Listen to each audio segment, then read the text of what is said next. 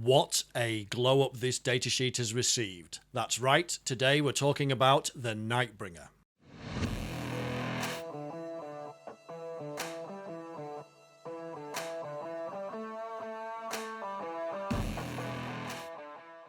The Catan shard of the Nightbringer is back. It's got a beautiful new sculpt, fantastic model, and alongside it is a real glow up for its datasheet. So let's dive in and take a look. Starting with its stat block, it's got a move of 10 inches now, that's up from 6, toughness 11, a 3-up save and a 4-up invulnerable save. It's now got 16 wounds, leadership of 6+, and an OC of 4. Pretty tasty stat line. Unit composition wise, it's no surprise that it comes on its own. It costs 315 points. And for those of you that haven't got the new model yet but want to proxy the old one, put it on this new base size of 90mm. Looking at keywords, it's got monster, character, epic hero, fly, and Catan shard of the Nightbringer. Its stat block isn't the only thing to get a glow up though. Let's take a look at its Wargear, starting with its ranged attacks. Gaze of Death, what an appropriate name. This has got an 18-inch range, you get D3 attacks, so it can be a little bit swingy, but you're hitting on 2s, it's strength 12, AP 3 now, and damage D6 plus 3. It is fierce. Moving on, it's got 2 melee options. You get a strike and a sweep. The strike is for dealing with the big stuff, and your sweep is for clearing out the chaff.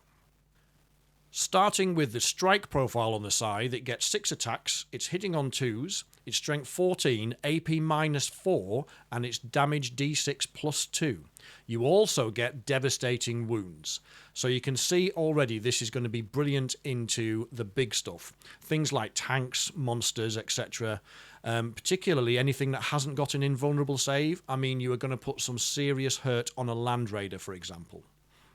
The sweep profile is more for dealing with hordes of infantry, and you can cut through a horde because you get 14 attacks. It's hitting on 2s, it's strength 8, AP 2 and damage 2. So if you play into marines a lot, you can see there it's going to be wounding marines on 2, they'll be saving on 5s, and each failed save will kill a marine because it's damage 2.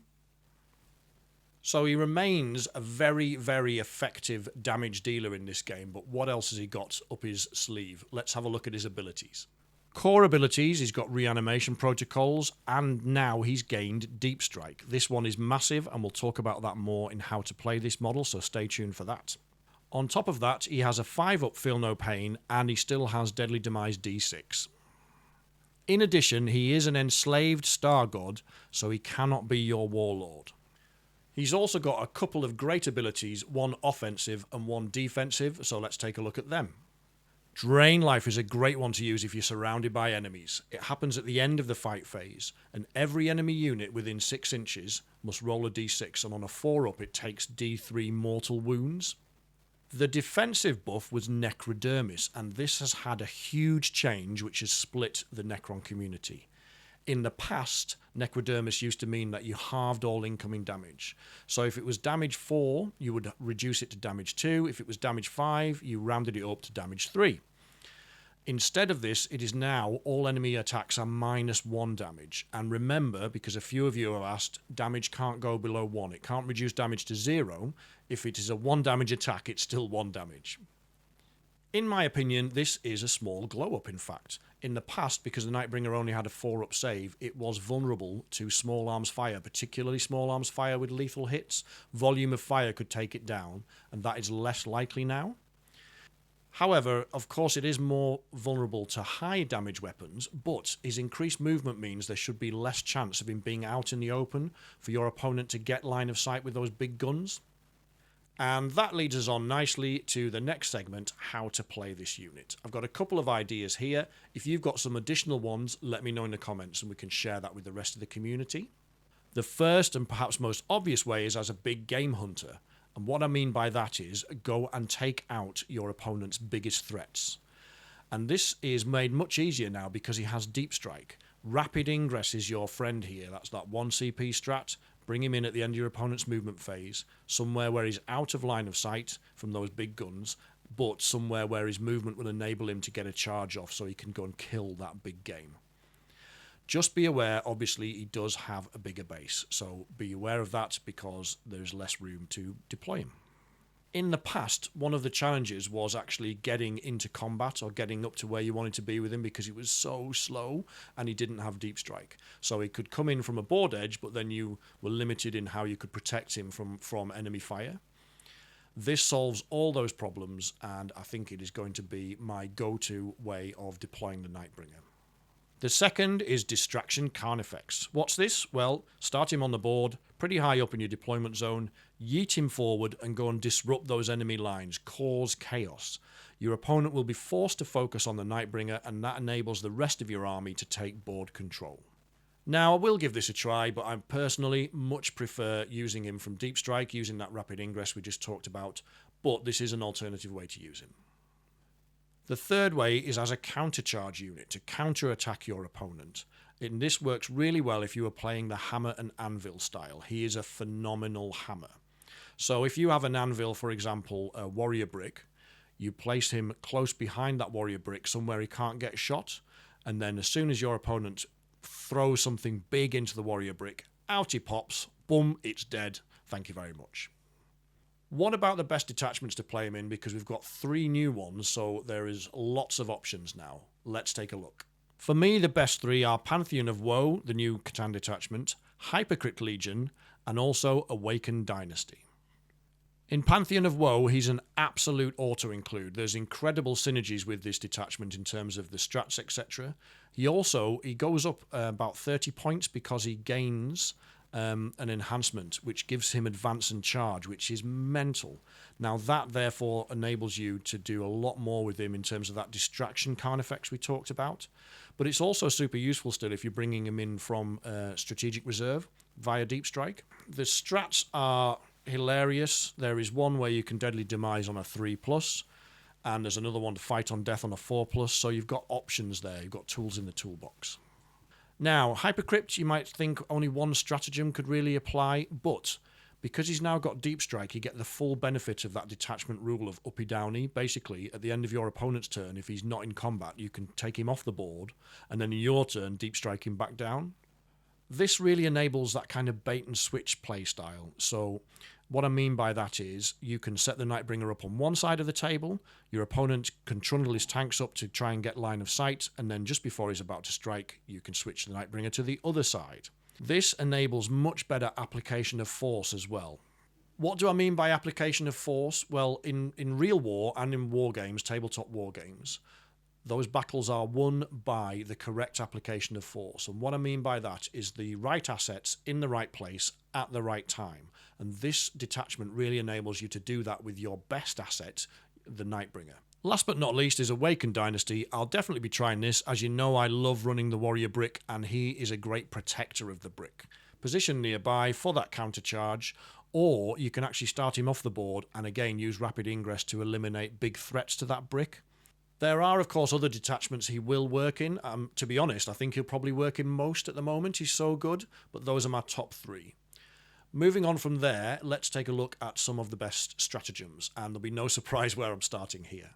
Yep, it's rapid ingress. It's 1 CP. It's the best 1 CP you'll ever spend. Deep strike him at the end of your opponent's movement phase and watch your opponent's face drop. Rapid ingress is, in my opinion, the best strategy in the game, and if you can use it on your best assets, you will cause havoc.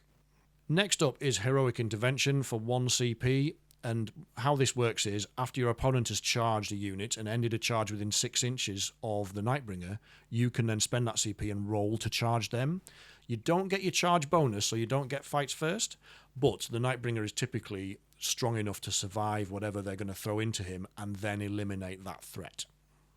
Next up is the first one from the Pantheon of Woe detachment, and that is Disharmonization Cascade. This is 1 CP, and this enables you to deadly demise on a 3+. So if you're surrounded by enemies, it's probably worth spending the CP. You've got like a 2 in 3 chance of it coming off. I think that's worth a CP. The next one from Pantheon of Woe is also 1 CP, and that is Molecular Erosion. How this works is, enemy units close to the Nightbringer have to take a battle shock test at -1, and if they fail, they suffer D3 +1 mortal wounds. Again, it's just another way to dish out a few more mortal wounds, chip away at that opponent. Moving on to Hypercrypt Legion, the only one that works is Reanimation Crypts. This is 1 CP, and all this does is it triggers your reanimation protocols while the Nightbringer is in reserves. So if he's taken a battering, you've taken him off the table, you can regenerate some wounds before he comes back and exacts his revenge. I hope that's given you Necron Pharaon some great ideas on how to play him. But if you are not a Necron player, here are some tips on how to deal with this amazing new Nightbringer. So how can you defeat it? Well, you can't ignore it, that's for sure, because it can move around the board so fast now. M10 is going to mean it's going to be in your face. You also can't move block it because it's got the fly keyword. One thing you can do to slightly slow it down, maybe, is feed it chaff. But, I mean, even then, with its sweep profile and the other ways it has of damage dealing, it's probably going to chew through that chaff unit in one turn. However, there are two ways that you can still deal with the Nightbringer. The first one is lethal hits. I know we talked about that earlier and said that lethal hits from small arms fire is going to be less effective, and that is true, but it will still have some impact. You can chip away at the Nightbringer with lethal hits. But the best way is with big guns, and particularly with Melter. Any high damage guns will hurt the Nightbringer. Melter really hurts him because he can't reduce the damage, so anything like Knights is probably going to be really good into the Nightbringer still. That about wraps things up for the Nightbringer. Let me know in the comments if I've missed anything, or if you've got other ways you'd like to play him, or other ways that you can deal with him as well. Also, if you are thinking about buying the Nightbringer or any other Necrons and you're in the UK, please check out our affiliate link for Loaded Dice. They're a fantastic online store, they do great discounts, and the service is excellent, and you'd be supporting the channel. Speaking of supporting the channel, I need to do a huge thank you to all my Patreons. We've got a few new Patreons, so I'm going to read through the names here. At Elites level, we've got Adam Fortier 1247, Castor, Chris Raven 932, David Lloyd, Living Dead Girl 40k, Northern Realms, thank you mate, Robbie Ricks, Slayer Miniatures, Varity 6253 and Varity, double Varity. At the leader level we have Chad Henry, Colin Nichol, Stainsby Kingsby, John O'Neill, David Pooley and Stephen Ramsey. And at the top tier our epic heroes are Rally Point Games and Mines, Morton Monks Roller and Sovolf. Thanks guys. If you'd like to join them, I'll put a link in the description for YouTube membership. We'd love to have you. They help keep the lights on and it's really appreciated. So I hope you've enjoyed this video. Let me know in the comments what you think about the Nightbringer and don't forget to like and subscribe.